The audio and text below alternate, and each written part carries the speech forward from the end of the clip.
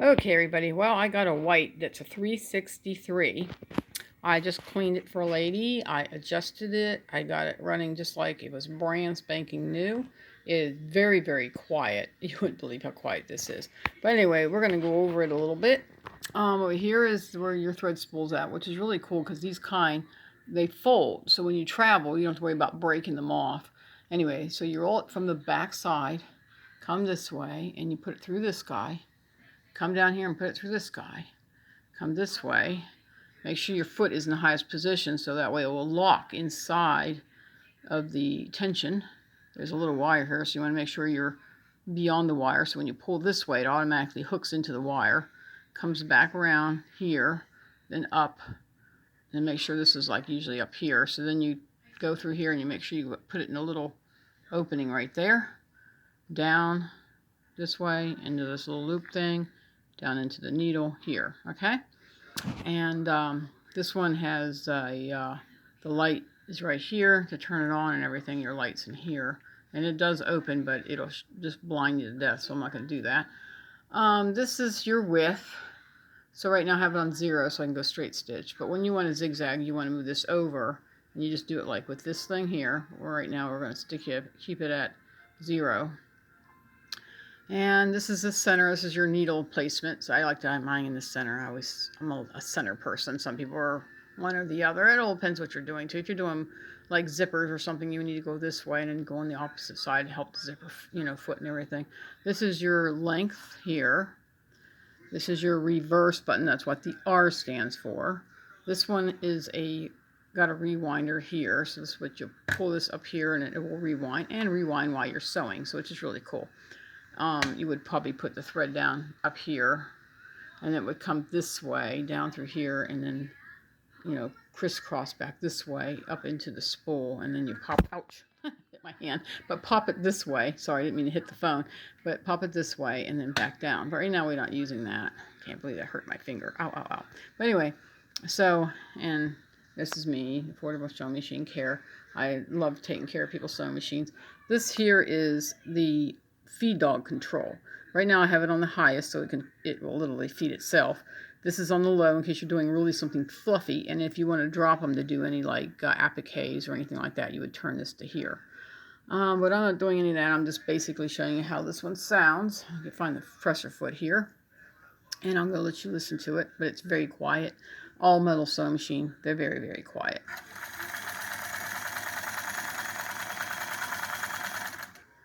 There we go. And there it is. All metal sewing machine. Sewing properly. Everything's sewing great on it. When you want to mess around with the tension, you always want your foot in the highest position. And when you put this in the highest position, then you can turn it. You can even turn it with the foot down. I mean, I'd rather turn it with the foot down. That way you have more control of the tension. Well, when you're threading it, though, your foot has to be your foot needs to be up. So your needle in the highest position and your foot in the up position, so it releases. Right now this is really tight, so it releases the tension so you can make sure you get the thread put in it. But if you don't put the thread in it, your thread get all wacky and break your thread and everything. It doesn't work. Anyway, let's go proceed on and show you how to do the zigzag. So you want to do a zigzag, you want to pull this guy this way. See how that little lever turns? I mean, you can move it, but it turns with just a push of that. And you go over a little more and you can adjust this to make it here, or you want to keep it stabilized, or you can go down further and make it bigger. Anyway, so now we're going to show you what this looks like. You got your zigzag going. It's a little bit long zigzag since that's the way I have it set up. Oh, there's your zigzag right there. And stitching properly underneath. Anyway, this lady can pick up her sewing machine. Hopefully she enjoys her sewing machine. Highest position. Change this back. Let's see, go back to 0, like that. And you can even move this back over there if you want. I mean, that just helps hold it in better, but you don't really have to. But anyway, her machine's ready for pickup. It's a very old, really nice, classic white sewing machine. Quiet sewing machine. Runs really nice. But if you want a good sewing machine, this is a really good sewing machine. If you ever decide you want to get a white sewing machine. I used to love white sewing machines. I like Kenmore and White long time ago. But then I got into other sewing machines and I kind of fell in love with different ones. So But this is a really nice sewing machine. And this lady's going to pick it back up. But I cleaned it and everything. I adjusted it because I know here, see, this is what I sewed before. And when it was kind of like dropping a little bit of the stitching in the back, which is just not good. So I readjusted it so it stopped doing that. So now it's not doing it and it's ready for pickup. So you turn it off, it goes like that. And then so you can open it up. It really doesn't have no stitching gauges or anything in it. It just, change your light bulb. Easy to get to it. Clean out easier.